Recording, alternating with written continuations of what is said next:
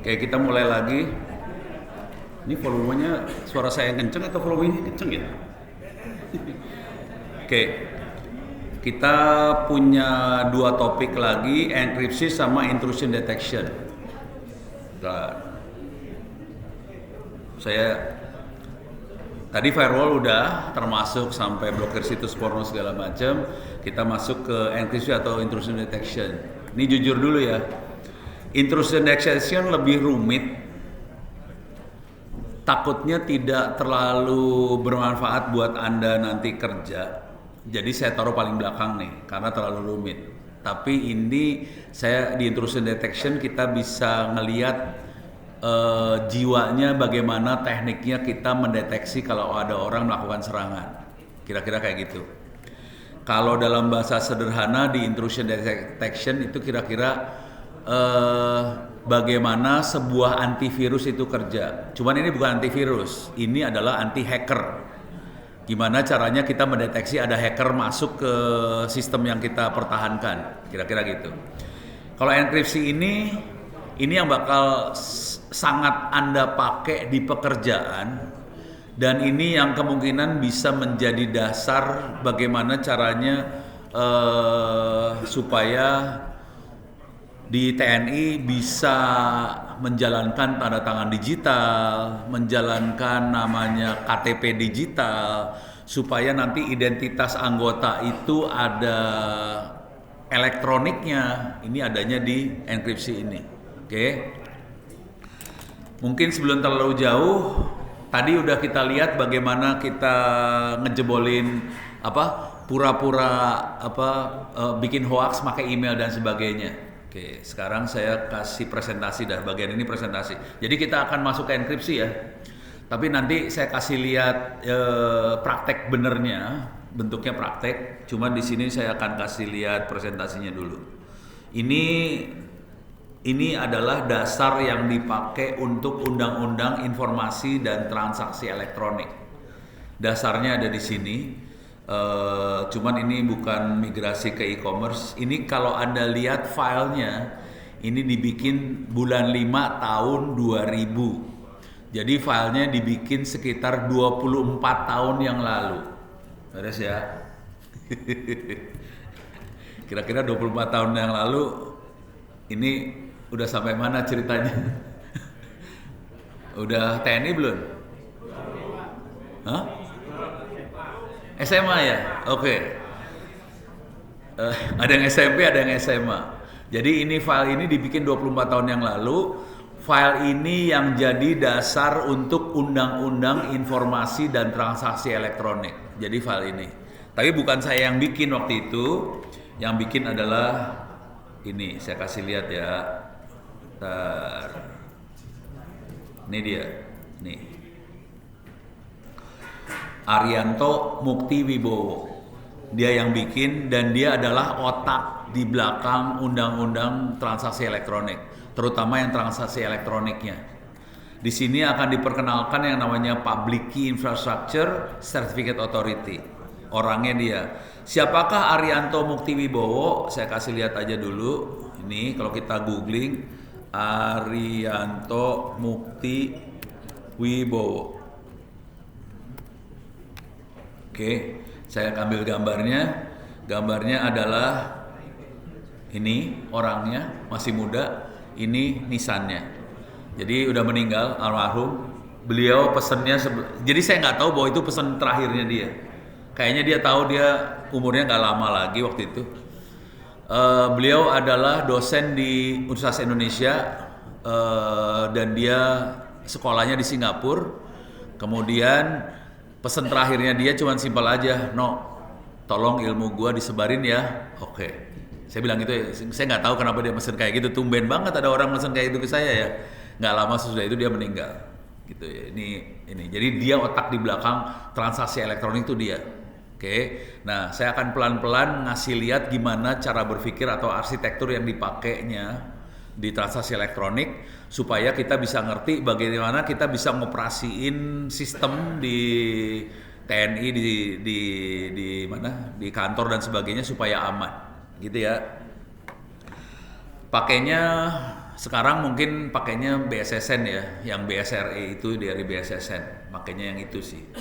Cuma nanti kita punya masalah besar karena harusnya itu harus berkoordinasi sama BSRE yang lain yang di negara lain supaya tanda tangan kita bisa saling tukar menukar antar negara. Kalau enggak berabe urusannya, kacau.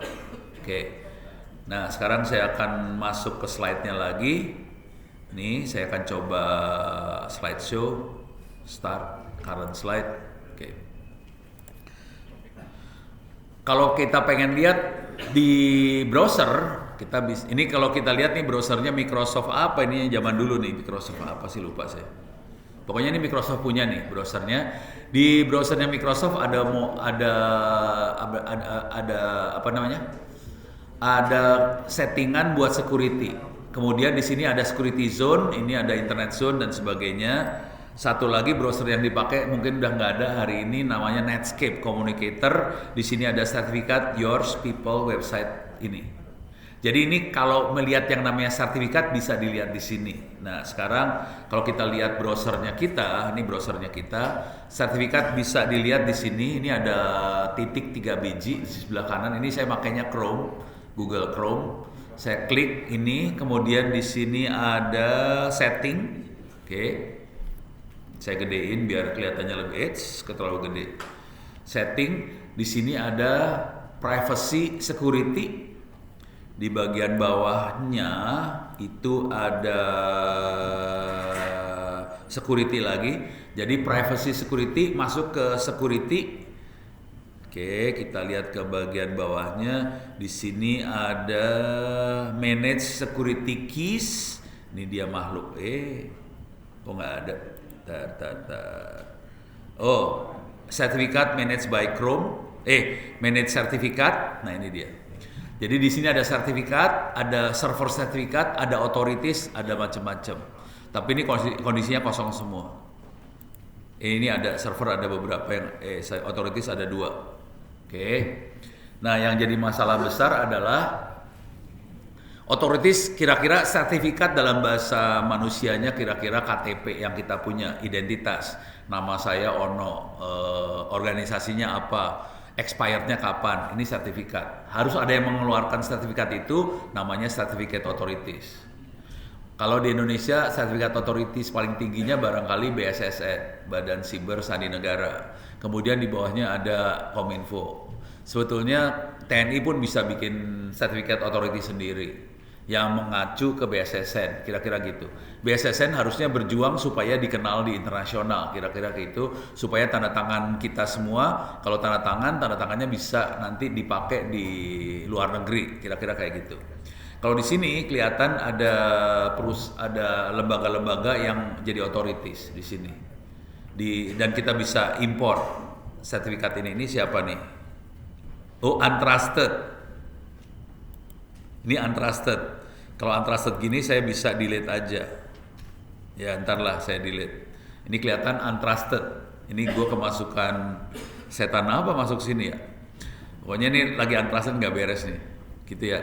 Nah jadi pemainnya ada yang punya otoritas buat ngasih sertifikat. Ada sertifikat itu sendiri. Nanti ada kuncinya. Ada enkripsinya. Jadi ada sertifikat, ada nama dan sebagainya. Dalam sertifikat itu nanti ada kuncinya buat kirim-kiriman kunci. Oke, sekarang saya kasih lihat. Ini pelan-pelan ya, bentuknya kayak gitu. Ini zaman dulunya, ini zaman sekarangnya. Isu di keamanan, kalau hari ini cari di internet, isunya biasanya CIA. Kalau zaman dulu kala ada masalah privacy, autentikasi, integrity, non-repudiation. Oke. Kalau sekarang isunya cyber security namanya CIA. CIA Cyber Security. CIA adalah confidentiality, integrity, sama availability. Kalau zaman dulu kita ilmunya privacy, autentikasi, integrity, non-repudiation. Jadi kira-kira cara berpikirnya gini. Sistem yang kita pakai, sistem yang kita operasikan harus bisa menjamin bahwa harus menjamin privacy dalam arti kalau saya kirim email ke Pak Jokowi, Sistem harus bisa menjamin bahwa hanya Pak Jokowi yang bisa baca email saya. Orang lain tidak boleh ada yang bisa baca.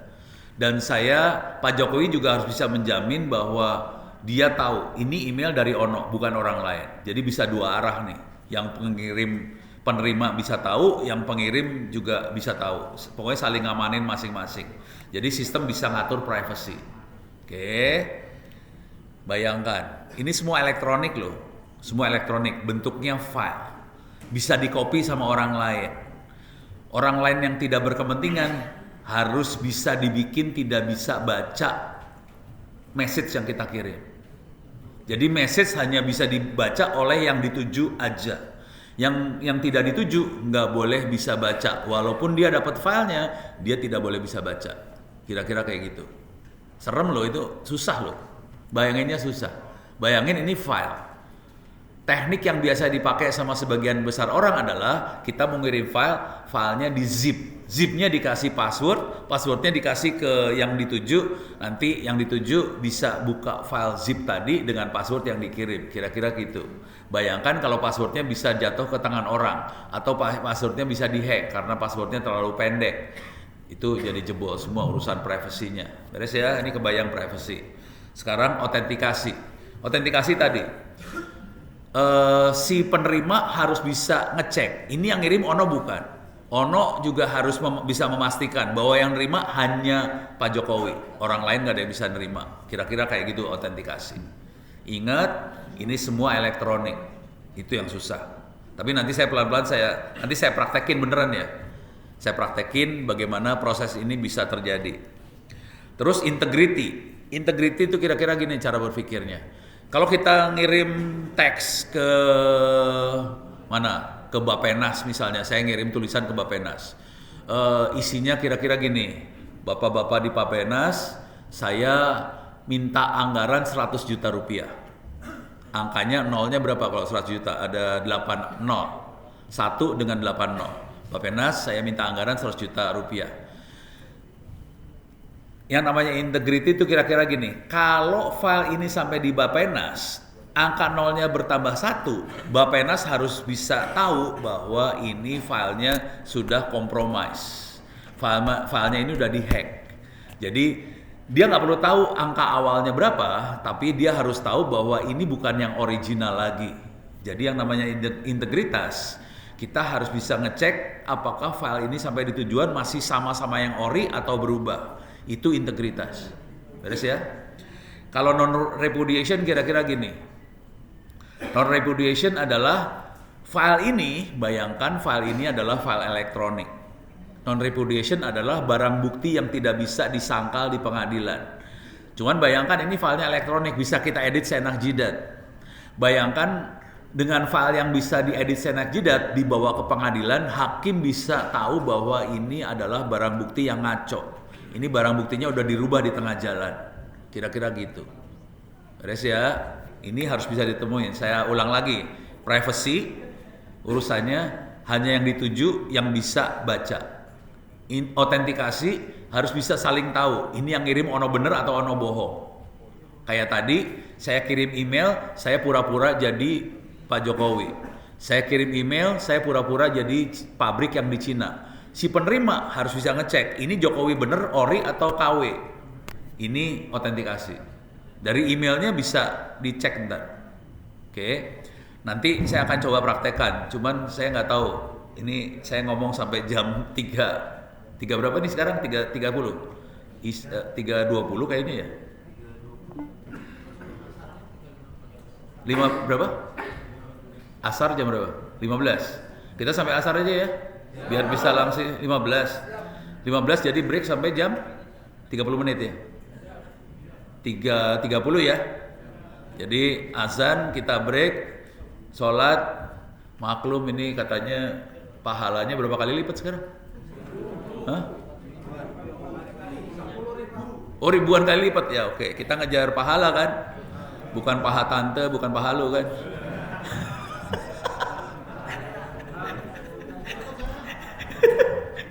Oke. Sorry itu lagi ngaco itu. Sekarang integrity, saya ulang ya. Jadi privacy kita bisa teknologi sistem bisa menjamin bahwa yang baca hanya penerima. Autentikasi kita bisa ngecek. Ini yang ngirim Pak Jokowi bener atau Ono bener atau siapa beneran. Integrity kita harus bisa ngecek apakah message ini di tengah jalan dirubah atau enggak. Terus non-repudiation adalah kita bisa pakai file yang elektronik sebagai barang bukti di pengadilan. Dan ini susah, nggak gampang, karena semua sifatnya elektronik. Gitu ya. Oke. Sekarang saya masuk lagi ke CIA yang sekarang banyak dipakai di cyber security. Jadi yang tadi, yang saya sebutin hari ini 20 tahun kemudian berubah jadi CIA. Jadi ada confidentiality, integrity, availability. Integrity-nya sama integrity yang tadi. Confidentiality itu kira-kira privacy sama. Yang masalah availability. Availability adalah sistemnya harus bisa menjamin bahwa bisa diakses kapan aja, di mana aja, 24 jam jalan. Jadi ini yang masalah. Ini beda banget nih availability. Cuman kalau saya disuruh milih, saya masih suka dengan isu keamanan yang zaman dulu ini, yang 20 tahun yang lalu. Terutama bagian non-repudiation. Dan ini orang sering lupa bahwa kita mengerjakan ini semua supaya bisa jadi barang bukti di pengadilan. Kalau ada dispute segala macam, ada yang berantem, kita bisa ngasihin dokumen, Anda kan yang tanda tangan ini nih, lu yang tanda tangan, kita bisa cek Anda yang tanda tangan, teksnya nggak ada yang berubah, jadi kita bisa berantem dengan barang bukti di pengadilan. Kira-kira kayak itu. Beres ya, jadi urusannya pengadilan sih ujungnya. Nah, terus balik lagi ke sini. Oh, ini masalah kerahasiaan itu apa, integritas apa, ini tadi ya, kerahasiaan, confidentiality, integritas, dan itu autentikasi. Tolong dilihat presidennya waktu itu masih Gus Dur. Makanya ini contohnya Presiden Gus Dur. Kalau sekarang Presiden Jokowi. Kalau nanti akhir tahun presidennya belum tahu siapa. Terus pembuktian yang tidak bisa tersangkal, non-repudiation. Ini penjelasan yang tadi, saya lanjut lagi. Nah, sekarang ini kriptografi ada dua, di sini ada yang orang sandi nggak sih? Biasanya orang angkatan laut banyak sandinya nih. Ada ya? Ini saya agak sungkan ngomong karena ini keahliannya orang sandi lebih sakti daripada saya biasanya. Nah, ini saya kalau salah saya tolong dikoreksi nih kalau salah. Ini kalau ada orang sandi, kalau saya salah tolong dikoreksi. Kalau lihat secara umum ada dua jenis kriptografi, yang satu simetrik, yang satu asimetrik. Yang simetrik adalah kunci buat encrypt dipakai juga untuk decrypt. Jadi ada teks di encrypt, teks yang di encrypt dikirim, kunci buat encrypt dipakai buat decrypt. Masalah dengan teknik ini adalah kita harus nyebarin kunci encrypt decryptnya itu ke semua yang melakukan komunikasi. Ini yang dipakai di Enigma, persis seperti ini. Enigma itu kira-kira kayak gitu cara berpikirnya. Kalau kita cari di Google Enigma. Nah, ini dia makhluknya. Ini mesin Enigma yang dipakai di U-boat, kapal selam TNI AL-nya Jerman. Bentuknya kayak gini. Jadi waktu kita mengirim teks, dimasukin dulu ke mesin Enigma ini, akhirnya dapat teks yang harus kita kirim benernya. Walaupun itu pakai Morse, ya kita dapat teks yang harus dikirimnya seperti apa. Oke. Tentunya teksnya nggak bisa dibaca sama manusia biasa, harus pakai mesin Enigma lagi dibalikin. Dengan cara ini si U-boat ini bisa komunikasi satu sama lain tanpa bisa di-decrypt sama Angkatan Laut Amerika. Akibatnya ada puluhan ribu ton kapalnya Inggris Amerika itu ditorpedo sama U-boat. Oke. Nah, kalau baca sejarah ini pada tahu kan?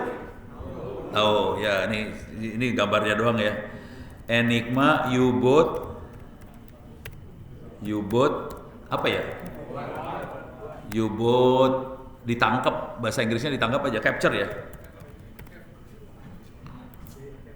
Oh, ini ada ininya. Nah, tanggal 9 Mei 1941 ini berhasil mengcapture dari U-boat U-110 di North Atlantic. Sejak itu komunikasinya Jerman jadi bisa kebaca. Ini pada saat dia berhasil mengcapture si U-boatnya. Kira-kira kayak gitu ya. Jadi itu kisah di TNI AL. Dan saya tahu TNI AL pasti tahu cerita yang ini. Nah, sejak itu kita kembangkan. Jadi ini tekniknya kalau kita lihat di salah satu orang yang berjasa juga yang barangkali berusaha memecahkan kunci-kunci enigma ini ilmuwan komputer Alan Turing. Ini dia.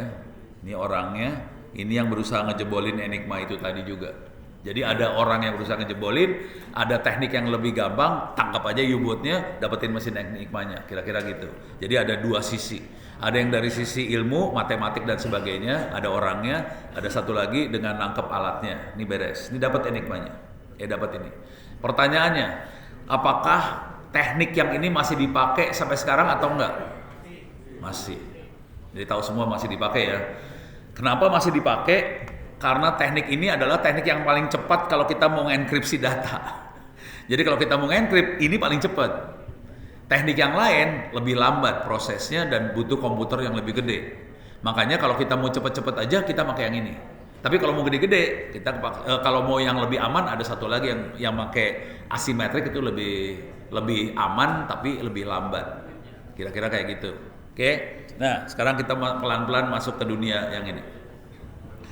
Kita masuk ke yang asimetrik, pakai public key cryptography. Oke. Ada yang dipakai untuk tanda tangan pesan, ada juga ngirim surat rahasia di dalam amplop supaya walaupun amplopnya suratnya ketangkep sama orangnya tetap nggak bisa buka tulisan message yang dikirim. Ini pakai teknik public key cryptography. Pada dasarnya ada dua kunci, sepasang kunci, ada public key, ada private key. Ada dua, public sama private. Nah, yang private adalah key yang kita pegang. Nanti bisa saya kasih lihat bentuknya private key seperti apa. Coba saya pengen tahu sih. Berapa orang yang pernah lihat public key, private key di komputer? Ngelihat beneran? Nggak ada. Masih ahli surga semua ya. Oke, berarti nanti saya akan kasih lihat bentuk private key seperti apa, bentuk public key seperti apa, bentuk teks yang di-encrypt seperti apa, bentuk tanda tangan digital seperti apa, dan esensi dari tanda tangan digital seperti apa perlu kasih lihat. Jadi ada private key, itu kita yang pegang. Kalau sederhananya sih saya biasanya masukin password. Password apa? Nanti passwordnya di-encrypt ke dalam kuncinya. Nah, ada lagi satu lagi public key. Kalau public key adalah kunci yang disebarin ke semua orang, seluruh dunia boleh ngambil kunci tadi. Kalau dia mau ngirim email atau tulisan atau message ke saya, dia harus dapetin public key-nya Ono, di-encrypt pakai public key-nya Ono, dengan public key-nya Ono hanya Ono yang bisa buka. Jadi itu menjamin privacy. Dengan teknik public key, private key, dia bisa menjamin hanya Ono yang punya private key-nya yang bisa buka message yang di-encrypt pakai public key-nya Ono. Saya ulang kalimatnya cepat soalnya. Jadi dengan public key, private key, orang yang punya public key-nya Ono akan mengencrypt message yang akan dikirim. Message-nya dikirim yang bisa buka hanya Ono, karena Ono yang punya private key-nya. Kira-kira gitu ya, beres ya. Oke. Nah, kita pelan-pelan kita akan lanjut nih. Jadi kira-kira ini asimetrik cryptography, ada public, ada private. Oke. Jadi kalau orang yang punya public key, dia nge-encrypt message pakai public key, message-nya udah ter-encrypt, orang nggak ada yang bisa baca, dikirim orang nggak bisa baca, yang bisa buka private key-nya Ono aja. Private key bentuknya apa? Yang paling ekstrim, tapi ini ditolak sama orang-orang yang pencinta hak asasi manusia dan lain-lain. Yang paling ekstrim private key berbentuk sidik jari, retina mata, muka, ini tangan dan sebagainya. Tapi orang-orang hak asasi manusia nggak suka. Mereka nggak suka badan kita, badan manusia dipakai sebagai key, kira-kira kayak gitu. Dan salah satu kejadian yang paling horor adalah jarinya orang dipotong karena mau dapetin key-nya beneran, dipotong tuh jari, aduh parah banget ya. Dipotong, udah dapat key-nya. Kejadian di mana lupa lah, nggak tahu. Tapi kejadiannya separah itu karena jari kita dijadiin key. Gitu ya, beres ya. Walaupun sekarang harusnya tekniknya nggak sampai harus potong jari kan, dikasih apa ya? Bukan debu, apa sih? Bedak atau apa bisa dapat key-nya juga itu sebenarnya. Gitu ya. Muka orang bisa ya pokoknya bisa diatur-atur lagi lah, kira-kira kayak gitu. Udah kebayang ya? Nah, sekarang ini 24 tahun yang lalu. Ya 24 tahun yang lalu, tahun 2000-an, kita waktu itu panjang kuncinya cuma 128 bit. Dengan kekuatan komputer yang ada 24 tahun yang lalu, kita cuma dengan panjang kunci 228 bit, waktu yang dibutuhkan buat ngejebolin algoritma DES ini sekian tahun waktu itu. Hari ini kita banyak pakai yang bukan DES, pakai SHA 256, pakai triple DES. Ini udah nggak tahu, tahunnya udah banyak banget, nolnya udah banyak banget, udah nggak bisa dijebol. Jadi dulu aja udah susah ngejebolnya, sekarang lebih susah lagi ngejebolnya. Pakai algoritma yang lebih parah lagi, pakai RC4 128 bit, jebolnya lebih lama lagi. Hari ini dua algoritma ini udah nggak dipakai, kita pakai yang lebih dahsyat lagi algoritmanya. Jadi algoritma juga berkembang, kita pakai algoritma yang lebih horor lagi hari ini. Kira-kira gitu ya, beres ya. Sekarang tanda tangan digital. Oke, ini kejadiannya adalah waktu itu saya diundang sama teman-teman Dinas Kominfo Jawa Barat buat sosialisasi tanda tangan digital. Yang saya lakukan sederhana banget. Saya buka dong Word.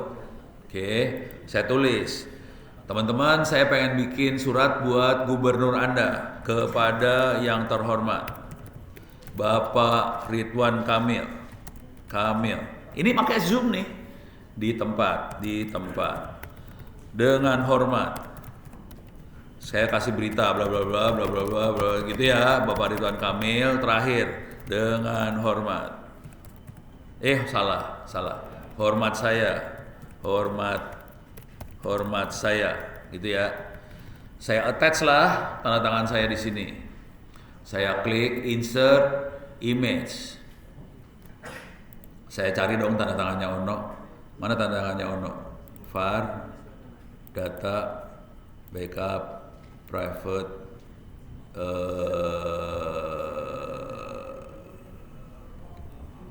kok nggak ada tanda tangan gue di sini? Oh ada, Ono, tanda tangan, TTD. Sorry banyak banget ya. Jalurnya jauh biar dulu pada pusing kepala. Sekarang saya akan masukin tanda tangan gue. Ini tanda tangan ngaconya Ono, kira-kira kayak gitu. Jadi saya bikin surat ke Ridwan Kamil. Ini pakai Zoom loh, Ono lagi pakai Zoom. Oke, kayak gini bentuknya. Nih, ini suratnya kepada Gubernur Jawa Barat dengan hormat apa-apa, hormat saya Ono. Pertanyaannya, saya tanya di Zoom, kira-kira surat ini sah atau tidak sah? Tidak sah ya, ngerti semua. Bayangkan dengan surat seperti ini kita masukin kalau ada konflik di pengadilan, kita pakai barang bukti ini di pengadilan, nggak bisa dipakai. Ini nggak bisa dipakai di pengadilan. Sama dengan semua surat Anda yang di-scan tidak bisa dipakai di pengadilan. Kalau surat-surat seperti itu, kalau bentuknya kertas bisa dipakai, tapi kalau sudah bukan kertas nggak bisa dipakai. Gitu. Harus pakai tanda tangan digital kalau bukan kertas karena bisa diedit. Kalau kertas kan nggak bisa diedit lagi, udah dicetak, kalau diedit kelihatan. Kalau ini bisa diedit nggak kelihatan. Ini yang jadi masalah. Kemudian sebelum saya ngomong, teman-teman BSSN ngomong nih, Badan Siber Sandi Negara ngomong, teman-teman tanda tangan digital bentuknya QR code. Gitu ya. Ya udah, aku bilang, Ono kan orangnya jahat banget kalau kadang-kadang suka jahat. Saya cuma bilang gini, oke, tadi teman BSSN bilang pakai QR code. Ya udah saya ambil aja QR code. Banyak di internet kan bejibun QR code. Nah, ini saya punya QR code nih. Saya ambil lah, klik kanan, save image as. Saya kasih nama, jangan download PNG, saya kasih nama QR code. QR code. PNG. Enter. Saya punya QR code PNG, saya masuk ke sini nih. Oke, saya delete tanda tangannya Ono. Ini kan udah nggak berlaku, tidak sah. Saya kasihlah QR code-nya image, saya ambil di download, saya ambil key. Mana key? Nah ini dia QR code. Oke, ini dia QR code. QR code dong. Oke, pertanyaannya, surat saya sah atau tidak sah? Tidak sah. Pada pinter semua kan? Walaupun sama-sama QR code, tidak sah. Karena QR code-nya nggak ada hubungan sama tanda tangannya Ono. Yang ini kan QR code seenak jidat, tidak sah. Yang lebih ngeri, yang ngeri banget dan kejadian banget, ini saya kan udah tua ya. Anak saya udah kawin. Istrinya dia, menantunya Ono, kerja di DPRD DKI. Oke, bayangkan. Dia ASN, kerjanya di DPRD DKI. Suatu hari datanglah ke Ono, bawa surat, kayak gini suratnya. Jadi ada surat terus gitu tanda tangan Kabid apa gitu ya, Kabid apa gitu di DKI. Udah gitu ada kata-kata. Di surat itu ada tulisan. Jadi suratnya berbentuknya soft copy, ada di WhatsApp-nya dia, ada tulisannya kayak gini aja. Tanda tangan Kabid DKI apa bla bla bla segala macam, terus ada tulisan tambahan di bawahnya, nggak ada QR code, nggak ada URL, nggak ada barcode, nggak ada apa-apa lah, cuman ada tulisan surat ini tidak perlu ditanda tangan karena sudah ditanda tangan digital. Sah apa tidak sah? Tidak sah. Parah loh, Republik kita kayak gitu. Ini di DPRD DKI dan itu surat formal diterima sama ASN-nya, ngasih lihat ke Ono, Pak, ini ada surat kayak gini nih, gimana nih? Ah, lu gila lu. Emang bosnya kagak tahu bahwa ini nggak beres? Nggak, katanya sah-sah aja. Buset dah. Jadi kondisi Republik Anda kira-kira kayak gitu ya. Mau apa coba, saya dalam hati udah ngelus dada, alhamdulillah kayak gitu. Jadi kondisinya kayak gitu banget, surat bisa seenak jidat aja, sampai bisa bikin tulisan surat ini tidak perlu dikasih tanda tangan digital, soalnya tidak perlu tanda tangan karena sudah ada tanda tangan digital. Padahal tidak ada QR code, tidak ada barcode, nggak ada apa-apa, nggak ada URL, nggak ada apa-apa, udah beres. Dah, sengeri itu kondisinya. Nah, mudah-mudahan, nah ini maksudnya saya ini pesan aja karena kemungkinan besar Anda akan jadi pimpinan. Udah jadi pasis, bentar lagi kan jadi jenderal bintang 3 ya. Bintang 7, kalau saya bintang 7 jelas.